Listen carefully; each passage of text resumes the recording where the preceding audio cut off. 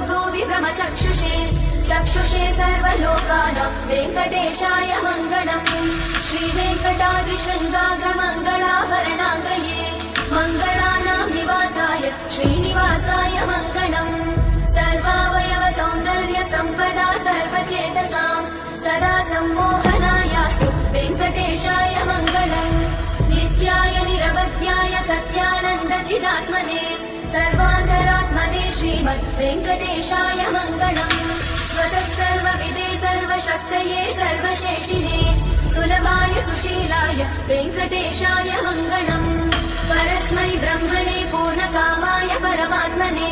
प्रयुञ्जे परतत्त्वाय वेङ्कटेशाय मङ्गलम् आकालतत्त्वमशान्तमात्मनामनुपश्यताम् अतृप्त्यमृतरूपाय वेङ्कटेशाय मङ्गलम्